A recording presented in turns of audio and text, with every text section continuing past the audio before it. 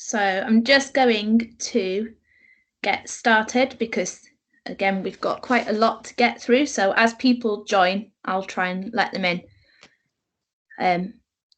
So if you're on, if you see anybody trying to join, I think you can let them in. I'm not sure.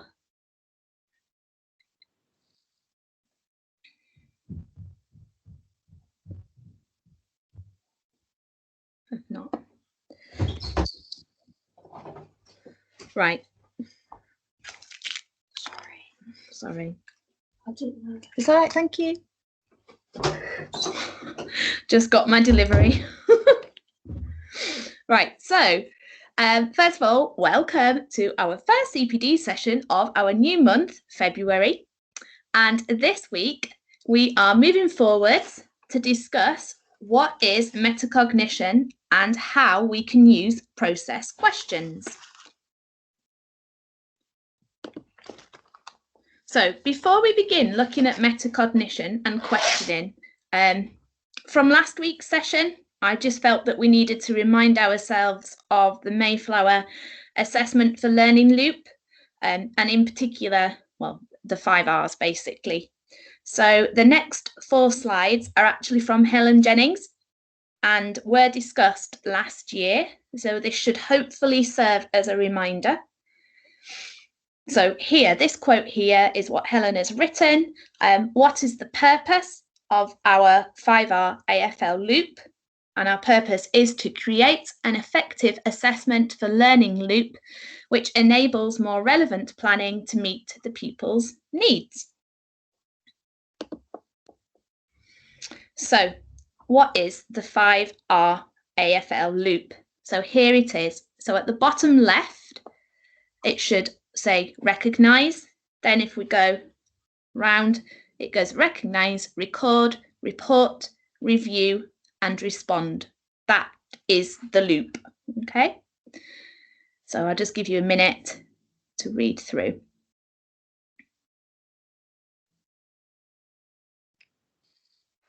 It's really important that at the top, you see that it says the select, the organize, and the integrate, because that's taken from the generative learning, and we'll be discussing that later on. So if you just bear that in mind for now.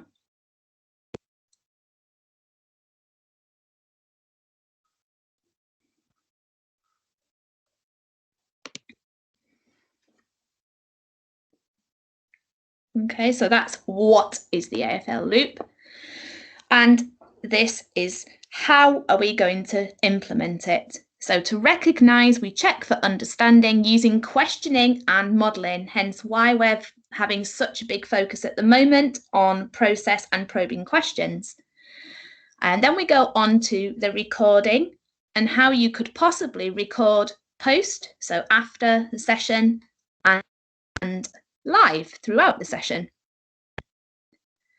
Then we go on to the reporting, which is talking with our partner teacher, our phases in MALT, our teams basically, and talking about the misconceptions and the progress that has been made and comparing and contrasting the models of pupils' work.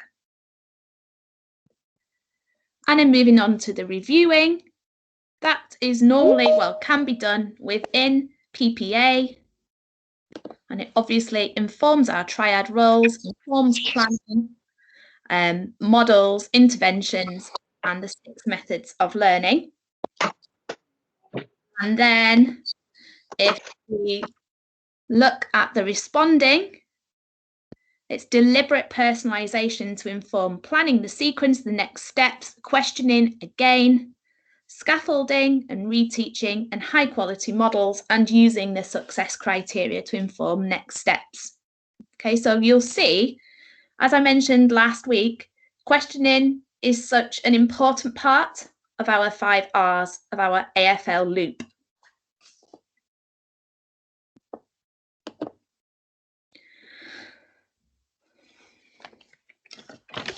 So now it's your turn. So I just want you to retrieve your knowledge. So in your teams, or if you're working at home, sorry, you'll be alone. I just want you to quickly sketch this loop out and complete as much of it as you can, please. and I'll give about 5 minutes to do that. So if you just complete as much as you can. So what is the recognise and how do we do it? What is record and how do we do it? Same for report, review and respond.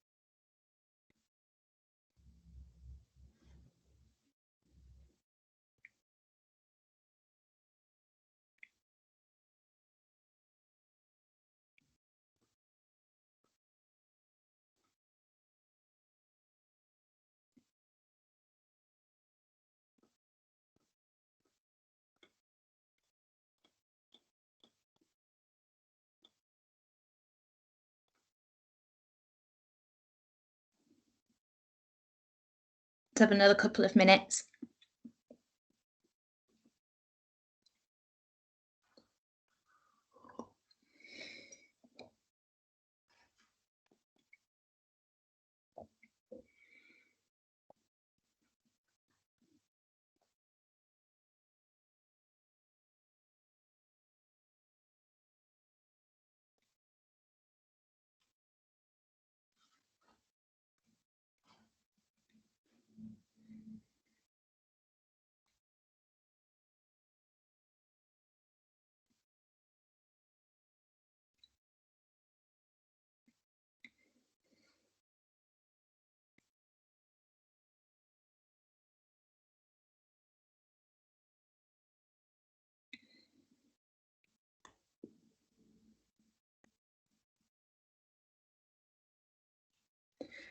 Okay, so I'm not going to cold call with people's names for this one. If we just go around the blocks, please, and just feedback as to what you can remember so far.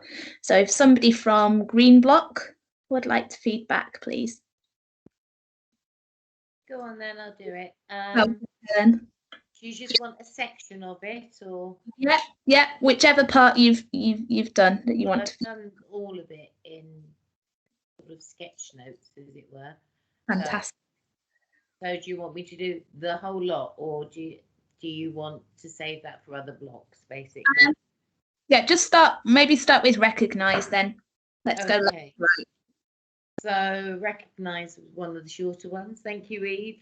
Which is all about the questioning. So you're eliciting their understanding through questioning, also through quizzes or tests, and as you're going around the classroom looking at their work. Lovely. Thank you, Helen. Anybody want to jump on with that, or shall we move on to record? Yeah, okay. Let's go to yellow block, please, for record.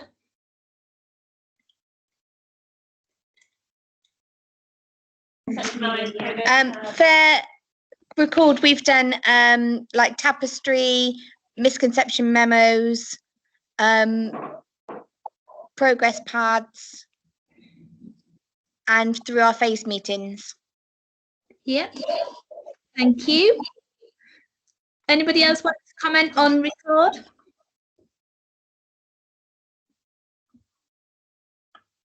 Nope. Okay, we'll move. Can I also say we annotate our planning as well for it? Fantastic, thank you. And let's move on to read and report, please. Hello. So we've put that this one was all about the collective accountability. So gaining some feedback so you can compare and contrast what you were, what the intention was and what the result was from it. Yeah, Blue. Yep. Blue. Sorry, Blue, do you want to go into review, please? Yeah, so we said that you would review your common misconceptions during PPA, where you'd plan to address them, and that would then follow on to respond. Yeah, and also when we have that time, that flexible time, then we meet with our colleagues remotely or after school, before school, whichever we choose to do. That would be a great review time too, that Sarah was talking about last week. And then that leaves us with respond. So let's leave that open. So any block, let's go for it.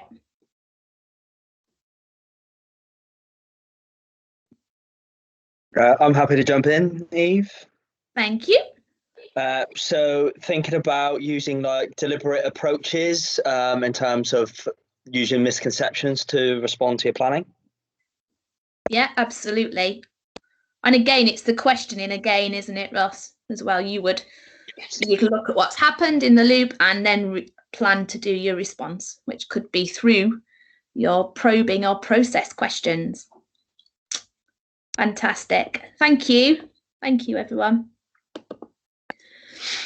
And of course, just to remind us all that this is our Mayflower total teaching approach and how everything that we've just talked about then all pieces together. So from the outside in, there we have the PLB, the blue circle represents the 5 R's, and the yellow triangle represents the triad teaching roles. So teach at the top, reteach bottom right, and react bottom left.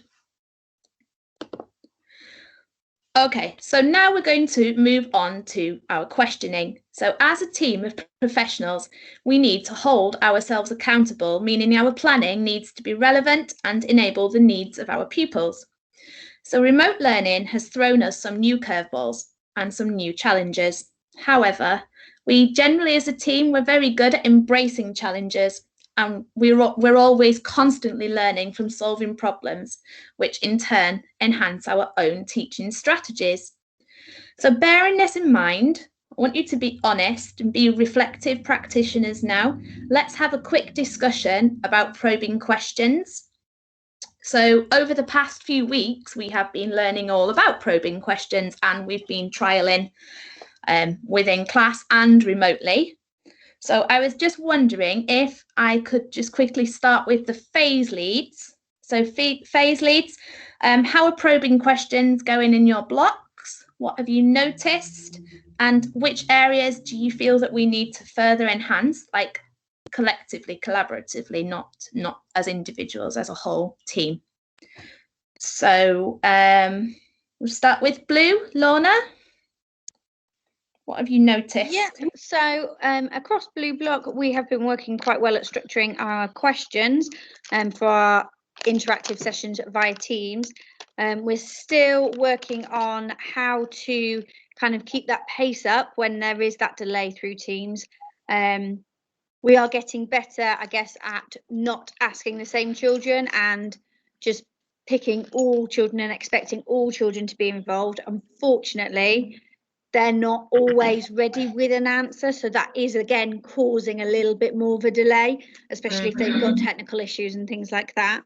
So I haven't actually spoken to you about this yet, Eve, because I haven't viewed your lesson from yesterday. What I was going to suggest was perhaps we could, if we're trying to go really deep with our questioning, perhaps there's one person delivering, but the other person, so either the TA or the support teacher there, could be typing the sequence of questions into the chat, so that whilst the teacher's having that live discussion, the children can see that what's coming up next. But I'm not sure how we would measure how successful that is, because at the moment it's just kind of a feeling that it's a bit slow and it's a bit difficult and it's not quite flowing as nicely as we would want it to, or as nicely as it would in class. It's like small steps, isn't it? We will get there. It's still fairly new. So that's why it's really important that we don't just think, yeah, we've done probing questions, we can move on, because this is a constant. This is part of our pedagogy and we need to keep it going, keep it within the circle. Thank you, Lorna. I think that's a really good idea, by the way, about the chat and the questions. That's really good. Ellie, do you want to feedback what you have heard, what's working well in red, please? Hello. So obviously I feel a bit bad for Jess because I do all of the remote teaching, so it's kind of just me. But today I also had a really lovely opportunity to watch some of Year One's sessions, pre-recorded, a recorded session, sorry. And I saw some phonics, and I saw MEP, and I was absolutely blown away with both of them, but particularly the phonics session. How something that I really struggle with is the probing questions and the delay, like we talked about in blue. But the phonics session that I watched was so quick paced, and there were so many questions and so many layers to the questioning, but it was still very, very quick because I don't really know how Year One have done it, but you have trained your children to all be off mute, to all be unmuted, and yet they are still extremely respectful and polite with anyone who is talking. So then that has stopped that delay, which I just thought was absolutely wonderful. I haven't even spoken to Year One yet. I'm so sorry, this is the first time you've heard my feedback, my Year One team, because I only watched it this afternoon. There was one example which I particularly liked, which they were looking at a particular diagraph, and the children they were asked to say the diagraph, and they all said it at the same time. And then Siobhan and Charlie, because they could see different children on their screen, then picked out certain children that they realised that they hadn't used the correct pronunciation, and they asked them to say it again. They then asked them to look for it in a word. They then asked them to look for it in a sentence and then tell them a different sentence. And it was such a chain of questions, and yet I thought it was really quite wonderful. What I've really enjoyed in Year Two is having the hands up already. So I tell the children, if you are prepared to answer a question, please put your hand up, and I'll cold call only the children that feel comfortable. And if while I'm asking the question, you don't feel comfortable, please take your hand down. So that's worked really well. I know that isn't real cold calling because I'm not getting everybody, but it's just introducing children to that sense of cold calling. And then at the end of the session, I always ask the children that haven't put their hand up at all, just to double check their understanding. And what we're moving on till next. Sorry, I'm going on a bit now. Should I say the next bit? Sorry. I don't talk to many adults during the day, so sorry everyone. And then what we're doing what we're going to try and do in Year Two next week is we've identified different groups of our children, and we've got 2 more MEP sessions throughout the day. So we have our main MEP session, and then we have another one with Louise, and then another one with myself. For different groups of children, and then the same questions that I have asked are then given to Louise before the session, and then she asks the same questions again. So it's like a deeper level, but just for those small group of children. That's nice. So that's what. Well, that's kind of like, that would be like the reteaching element, wouldn't it? Through the questioning through reteaching. So we've got everyone signed up for that now. That starts on Monday. That would be I'll let someone else talk now. Sorry. So Ellie, yeah, and Key Stage 1 team, that sounds amazing. I'm just wondering, I know that all sessions are recorded anyway, but I'm just thinking, if there's something that's really great, it would be wonderful to kind of capture that as an example, that we can put into our portfolio almost, of how we are questioning remotely. Would that be okay? Would that be okay with the Year One team? And Ellie? Yeah, I'm so sorry, Year One. I've just kind of dropped you in it there, haven't I? I'm really sorry that I haven't even. That would be great. That would be great. No, don't worry about it. If it's good, take it. If it's not, then we didn't do it. I'm sure it's very good. It was because all the children were off mute. Just for your phonics session. The questioning in the MEP sessions was still wonderful, but the phonics session, all the children were off mute. But I could really clearly hear the sound. They were obviously all really well trained to be in a very quiet area, and were very focused. That's really good. Thank you. Thank you so much, Key Stage 1. What about yellow? Carly-Ann, can you feedback, please? Of course, can you hear me? Yes. Wonderful. So obviously earlier is a little bit different because we aren't doing live sessions as such. We had Yeah. our first session in reception last Friday. So me and Miss Connell did give cold calling a go, and that was quite positive, that live. Yeah. But in the bubble, we have been focusing on our probing questions, especially where we've asked a question to all the children, but rather than say, for example, said to them, do you recognise this high frequency word? It's a new one we're teaching. Rather than say, oh, well done, straight away we're now asking 2 or 3 other children before we give our praise. Do you agree with that? Do you disagree with that? To kind of focus on the reasoning skills. And then our adults have also been working really hard to include some of the probing questions on Tapestry onto our maths investigations. But even though we aren't having the live sessions, we're still asking the children or asking our parents to discuss with the children whether they agree, whether they disagree, and why they think that. And then we've had quite a few families now that are showing videos back to us of the children explaining their answers, which has been really positive. Brilliant as well. That's really good. Can you keep some really good examples for me, Carly-Ann, and then we can add them on? Thank you. That's great. Thank you. That's really good to know. I like how you're following up with your probing questions on Tapestry too. It's really important. It's good. And I'm not sure if Sarah's there, so could somebody from Green feedback for me? Feedback for Green. So 5 and 6 had a discussion last night in phase meeting, and we agreed that actually we had pretty much the same P's and E's. So what's worked really well is just having a bit more of a focus on it and doing that across all of the subjects. I think we've all found that in year 5, 6, it's easier in maths. It seems to just lend itself a little bit more. So our next steps are maybe just to focus a bit more on how we're doing that within our English lessons. We've started using breakout rooms this week as well. So we've been able to have a bit more of a focus on using the probing questions with the pivotal children, which I think has been really successful. So they've been going into their own rooms for maths and for sometimes for English as well. So that's just kind of helped focus that in. And I think that's made it easier for the TAs as well, because then their questions are more targeted. So that seems to be working really well. Yeah. And the next steps, I think, so just to have a few more conversations with the TAs and just check, because obviously some of the questions that we're needing to ask to get the answers that we're expecting are quite higher level. So just a bit more training with the TAs for us. Yeah, and the TAs, we have a plan for TA CPD, so the TAs will be getting the same CPD, just tweaked slightly, but more or less the same. I should know. Thank you. So actually, it goes out to anybody. If you've got something that's working really well, if you could just send me a snippet of the video, please, and then we can put it for our portfolio to show how we are using questioning remotely. That would be great. Thank you. So let's move on.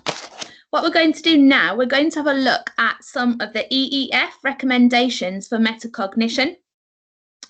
So metacognition and questioning, especially process questions, are really intertwined, and we need to understand what metacognition is to be effective in questioning. So bear with me as we work through these EEF. It should start to all click in place how it all fits nicely together. So there are 7 recommendations for metacognition and self-regulation. So basically metacognition is where the child is able to talk through their own learning. They're able to select, they're able to organize, they're able to integrate, they're able to articulate and explain why they have planned and monitored and evaluated their own learning. So it's all about self-regulation. So there are 7 recommendations from the EEF, and we're briefly going to look at each one. So feel free to make notes as you go along, but I will email a copy of this PowerPoint out to you so you've got it for further reference.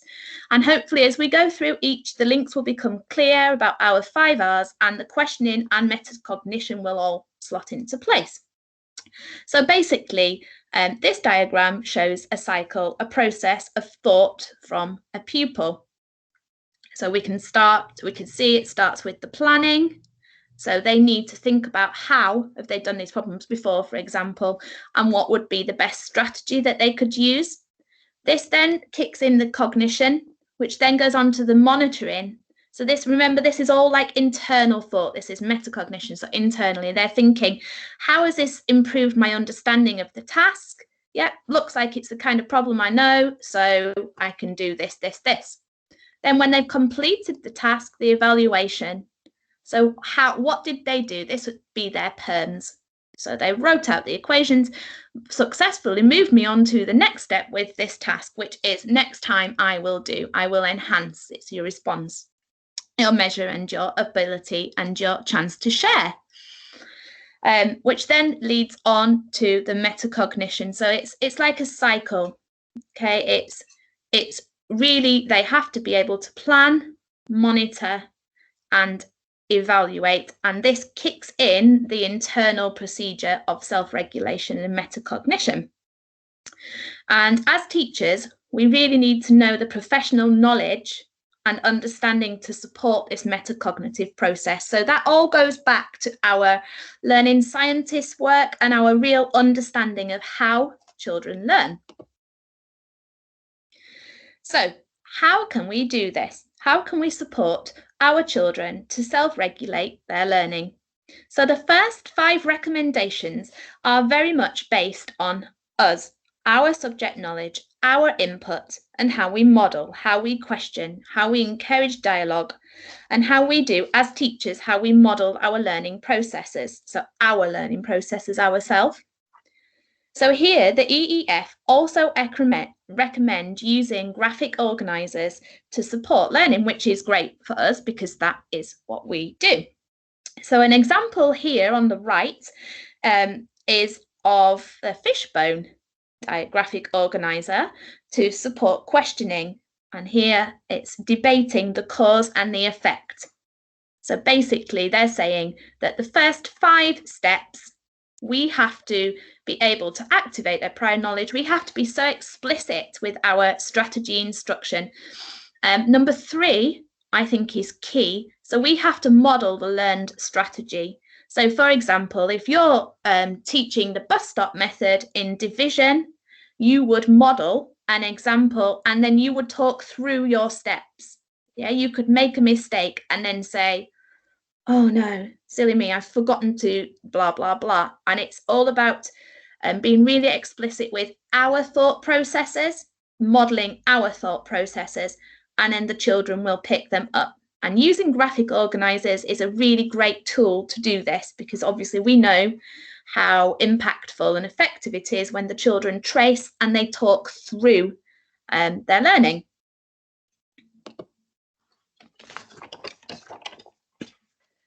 So I really like this. So this is such a clear image and it shows the balance between the student and the teacher development of cognitive skills. And so you can clearly see how important that it is that we activate the prior knowledge, that we're explicit about our strategies, and again, how we model. So think back to what I've just said about the bus stop model. We need to model our probing and processing questions as well as the dialogue. So to be able to create and enable metacognition, which remember is self-directed learning, we have to model. So it's so important that we model the dialogue, we model the types of questions that we're expecting the children to use and just be thinking of naturally.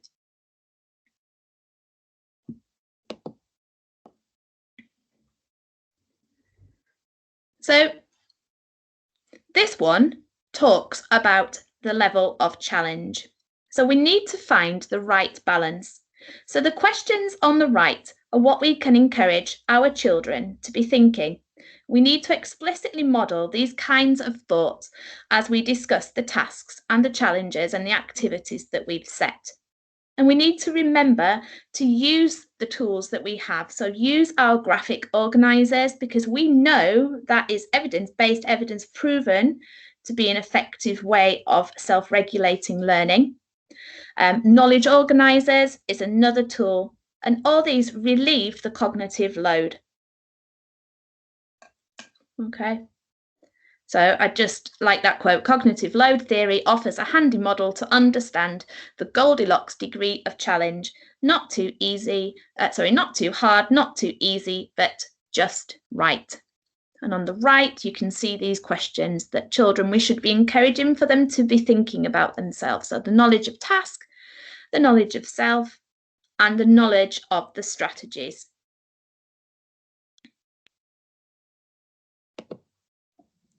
Which then leads on to this. So this is an example taken directly from the EEF, and it's thinking about how we can develop metacognitive talk in class. So I'll just give you a minute or two just to have a quick read through of their example.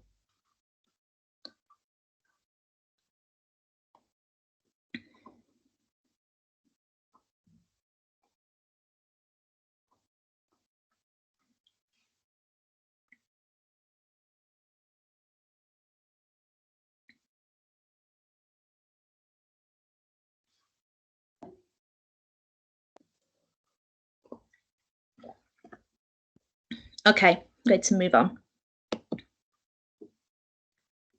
So think back to the 5 R's slide at the very beginning. So you would have seen at the top left-hand side of one of the slides, it said select, organise and integrate, which is taken directly from Fiorelli and Mayer's generative learning. So if you notice on this slide here, the elaborative interrogation and self-explanation are classed as high utility. So basically that is the questioning and the discussion. So we really want our pupils to internally select, organise and integrate the art of questioning, the art of critiquing and the art of debating, which in turn leads to a positive effect on their learning.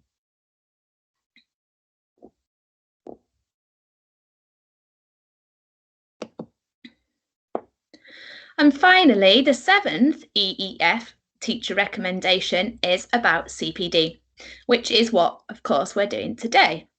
But we don't just, in our CPD programme, we don't just mention it once and then not mention it again.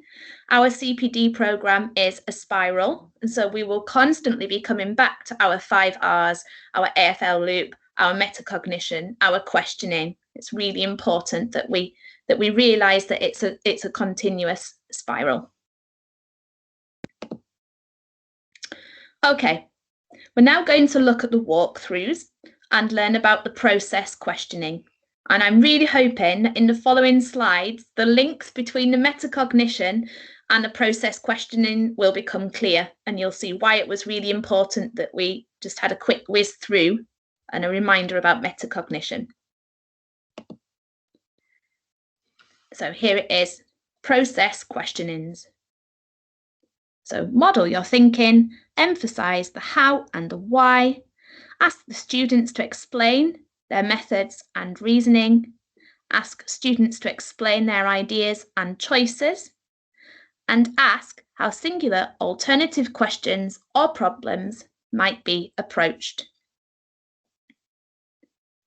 So keyword there seems to be explain, ask, explain. And I'll just let you read through those bullet points there.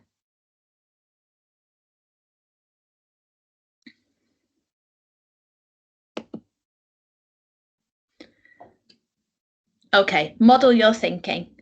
So going back to the importance of planning, monitoring and evaluating, this is basically now just, well, it's talking about, again, our AFL loop. So this fits beautifully with our 5 R's.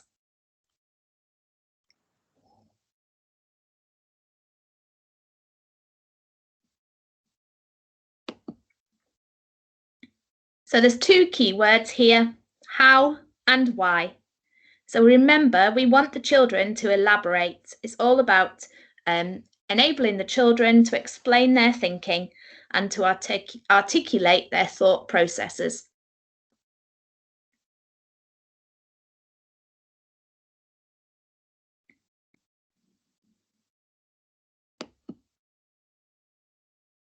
And just like with the probing questions, it's important that we follow up the responses with a process question. For example, thanks, James, that's correct. What method did you use? That's really interesting. Why did you put that in order?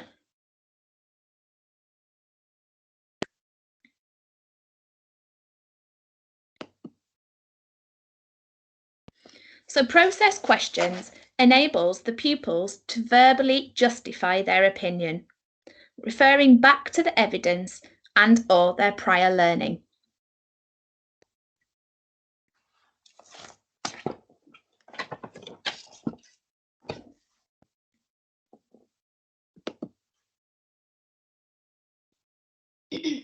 And this one, if you consider the alternative solutions, so it's really important that we show the children that in most cases, there are a range of approaches that can be used and that they're as equally as valid.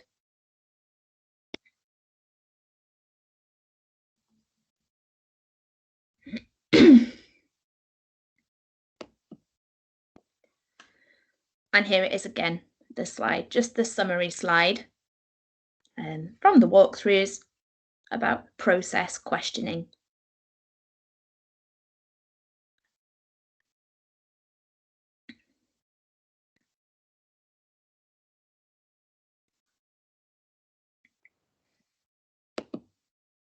So, hang on, let me just go back to that one. I'm just going to open the floor here and ask you for your thoughts. So, do you use process questions as much as you possibly could do? Do you explicitly model your thought processes to the children? And what will you work on with metacognition and processing questions? Lorna, sorry, I've just seen you've got your hand up, sorry.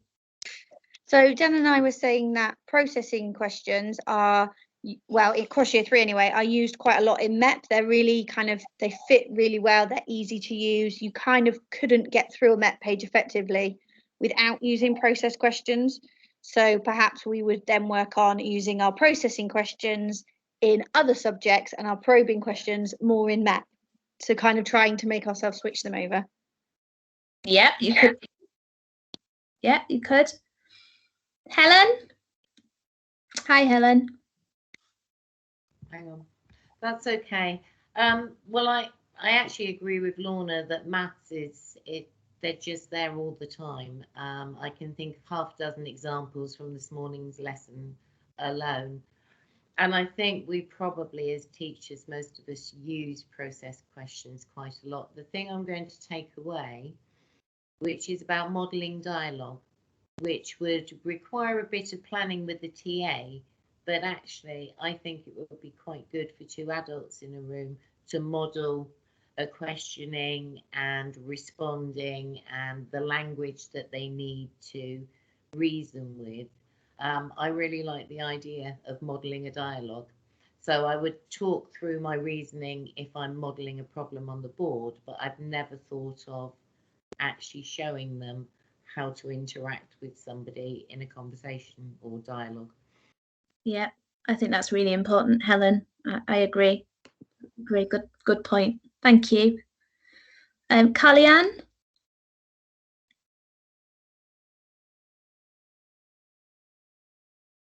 Oh, was your hand up by mistake, Kalyan? Go on then, Laura. Your hand is up. Go. Come on. So in EYFS, we're always modelling because of their basic skills. So modelling is important. We are constantly trying to model the thinking process of learning. We're trying to evaluate whether they've had those foundation blocks made at home and trying to adapt them or expand and enhance their skills. Yeah, it's really important. Yes, absolutely. Thank you. Sorry, I pressed my hand down rather than unmute before. I was talking just to myself. And recently in Phonics for remote learning, we have created some pre-recorded lessons. And over the last few weeks, we've made sure that we're modelling writing out loud. So the parents, it's really helped the parents understand, you know, we're modelling the capital letter things, spaces, a full stop. We're modelling the fact we spelt a high frequency word wrong, or we haven't created something phonetically appropriate, and that's been really positive. Yeah, well, thank you. Ellie?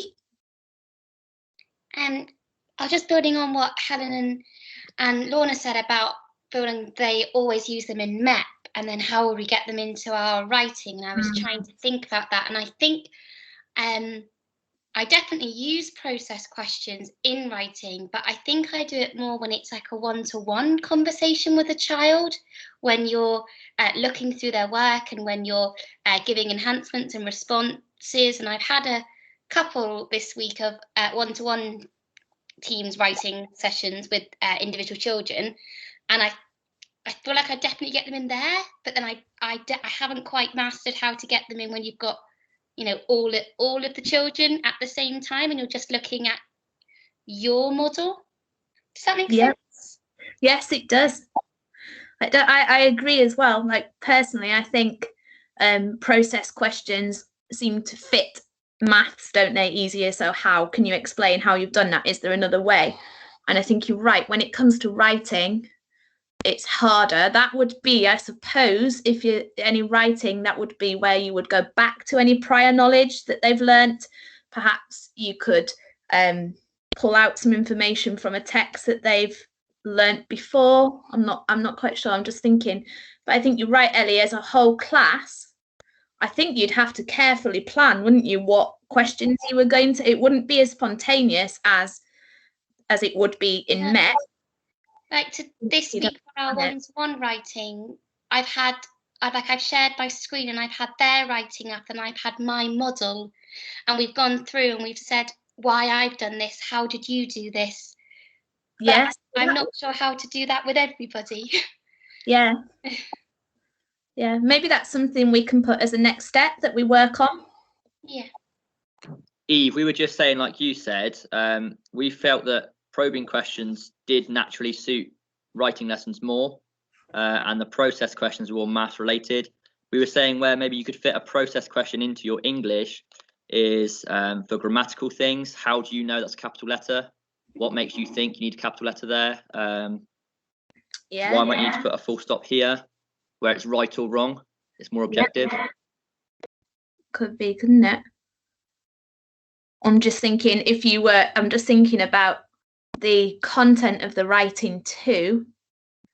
If you were writing, maybe you could read it out. If you modelled a text, for example, a chunk of writing that you've done, and then you read through it, and you could say, well, you could point out the grammatical features, couldn't you, Dan, like you've just said, but the actual composition side of it, that would be when it goes back to your prior learning. You know, do we know any texts that have a similar theme to this? What has the author, blah, blah, blah, how does this author write? Shall we have a quick look at this? What kind of words do they use?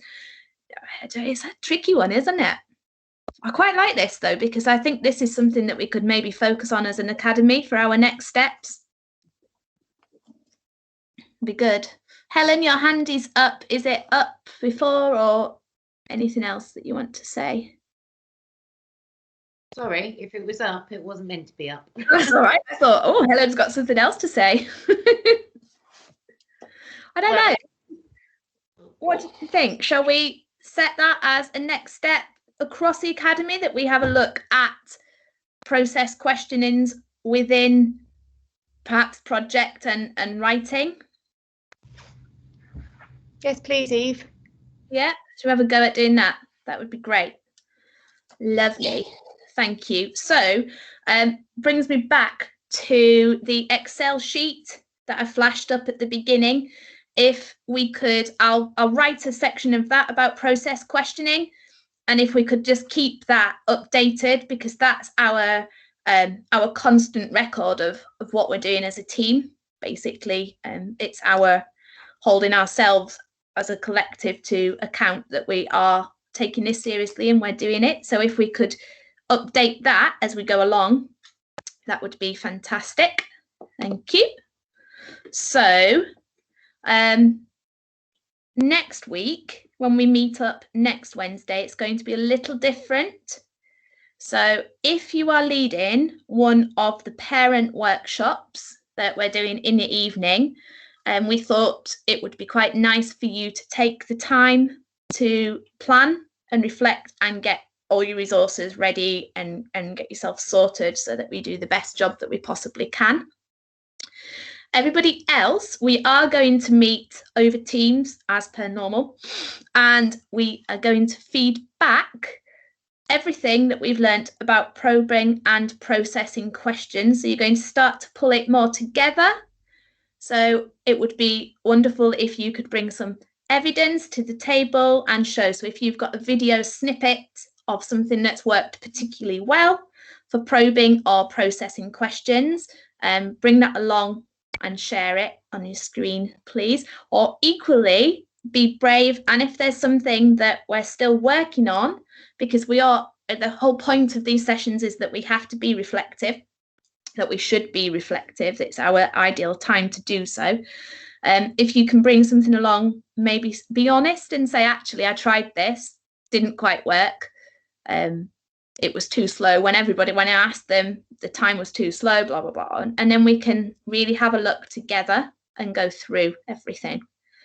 And as just my last comment on this bit was just to say about the Excel. So if you could just keep that updated, because I didn't go through it with massive detail before this meeting, but I could see that there's still some gaps. So that means that we've still got some areas that we do need to trial. Eve, where is the Excel sheet? It's not showing in my files. I emailed you it, so I can email you again. It's on OneDrive. Okay, thank you.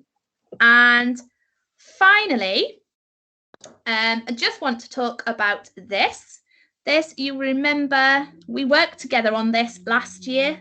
So this is actually the Mayflower reading spine. And this was what we created together. So we talked about the texts that we're going to use. So we talked about this in Malt, and we understand that everything has been a little bit up in the air, a little bit different, and people have gone with children's choice of texts. Okay, so after February half term, could you please come back to our Mayflower teaching of reading, our reading spine, sorry.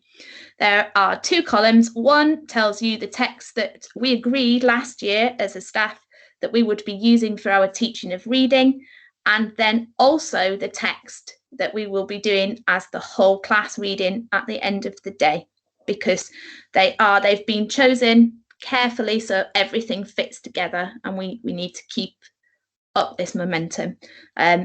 Also, you'll notice that it's quite important that the teaching of reading text is different to your end of day class reading text. Otherwise, what happens is that we don't get through enough books. Basically, the children don't read enough over the year, and it's very hard for them to talk about a selection of authors and a selection of genres because they've got a narrowed view of reading.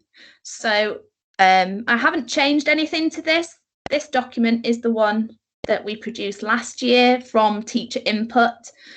It may be changed for next academic year, next September, but at the moment it's not going to be changed. So if you just double check, all these texts we bought, so we've got access to them, so you can at least get a class copy for yourself to read. It should be in your box of books in class. And some people in Malt were saying how it worked. I think it was Lorna was saying it was really nice that she brought up a text on the screen and the children could see. And we were thinking about how you could do that. If you join the library online, you could do that, and then you can share the text. That would be one way of doing it. Or you could just take the photos and make it into a PowerPoint. Or you could just sit and read it to the children, as long as they are getting access to these books, because they're the high quality texts that we chose together as an academy last year. Eve, where is that document? Because that slide only shows 4, 5 and 6. Yeah, that's because it's snipped. So I'm going to email you that document tonight. It is on OneDrive, but I will email it out to everybody. Is that okay? Is there any questions?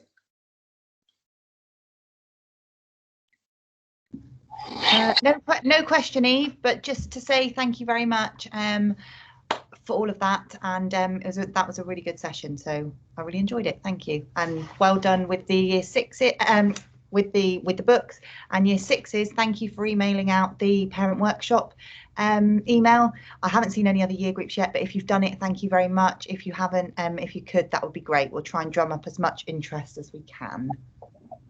Thank you.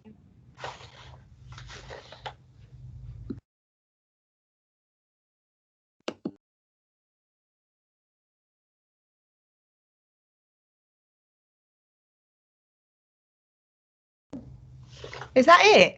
What's happened? Hi, Tess. Do you think she meant to do that? Everyone leaving. Sarah, just a quick question on the parent workshop. Yeah. Do we have to set up the Zoom link? Yes, please. If you could set it up, and good point. Anybody that's doing a workshop, if you could set it up, because you'll have to. Someone else in your room's got the sound on, have they? No. Getting you twice, Sarah. Weird.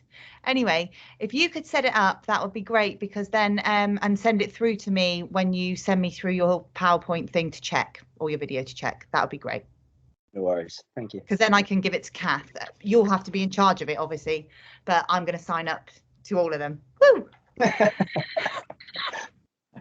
Thanks so much. Just for support, really. I won't have my face on there. Anyway, there we go. So, anybody else got anything to say? You know, when you're on there, I'm going to cold call you, right? Oh, you better not, Nathan White. Anyway, that's definitely not me echoing, so that echo's just going and going. We're not going to do a Dave. We're going to finish 6 minutes early, so thanks very much. Bye, everyone. Bye. Yeah, bye. Bye.